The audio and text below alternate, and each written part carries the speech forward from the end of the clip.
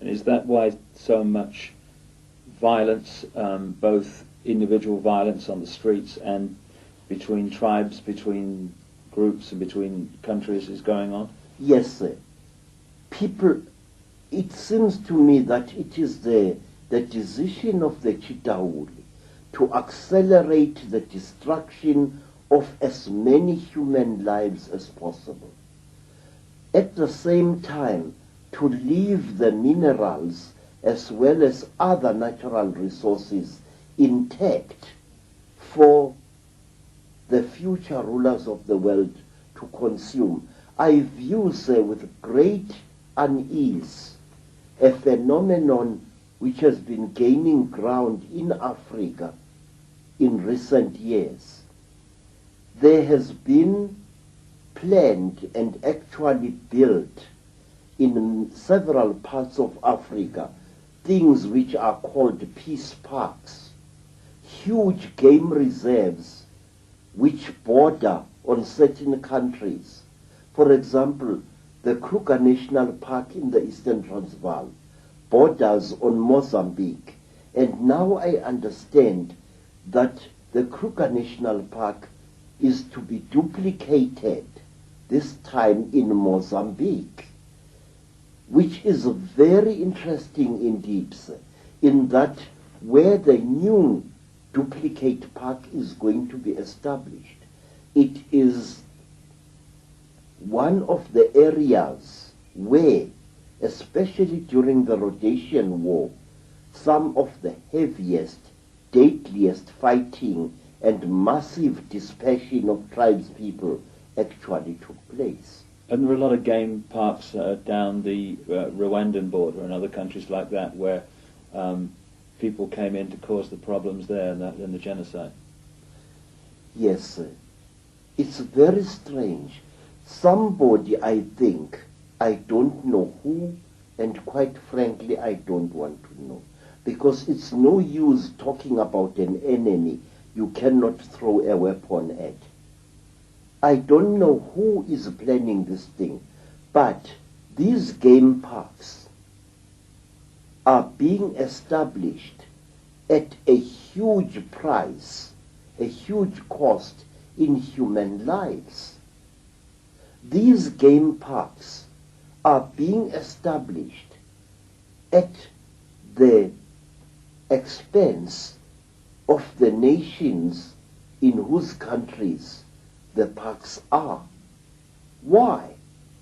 Not only that, while Africans allow themselves to be manipulated by these enemies of humankind, while Africans fly at each other's throats like enraged hawks, there are specially trained men and women who are being infiltrated into the warring African countries and who continue mining Africa's minerals as if there was no war taking place. And these minerals are being taken out of these countries in huge convoys of heavy vehicles. I've seen this several times. While the war in Southwest Africa, Namibia, was being fought, there was huge smuggling of minerals, such as diamonds and so on. The same is happening in Angola. The same is happening elsewhere. The name that comes up, of course, in terms of so many environmental parks or game parks, there are United Nations agencies which speak for themselves, but there's also so-called environmental groups like the Worldwide Fund for Nature. What's your feeling about the way the environmental movement is being operated? The Worldwide Fund for Nature, of course, is headed by Prince Philip, of whom I would certainly not buy a used car, or from whom, and Prince Bernhard of the Netherlands, his friend, two of the bloodlines. Since that fund was established, African animals are being exterminated at an even greater rate, believe me. In the Eastern Transvaal, some farmers have broken down fences between their farms and have made their private game parks into one huge thing.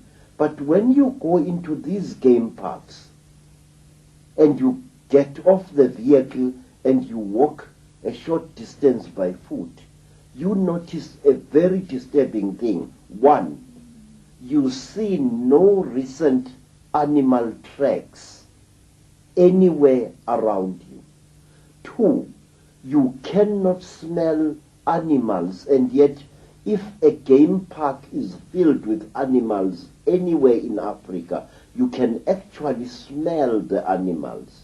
You can smell the giraffe, the buffalo. You can smell the large antelopes. Each one has its particular smell. But if you go to those places in the Eastern Transvaal, you don't smell animals, let alone see them. There is shooting of wild game in those supposedly protected places like there is no tomorrow. And furthermore, in some of these private game reserves, you see something that fills you with disquiet. You see airstrips carrying not small aeroplanes as one would expect, not small one-engined aeroplanes, but I have seen game reserves where there is an airstrip and a hangar which carries a large aircraft, a Dakota of the 1950s. What is a gamekeeper doing with a heavy aircraft like that? What do you think the agenda of the Worldwide Fund for Nature is? I think, sir, it's an exercise in cynicism, an exercise in utter hypocrisy.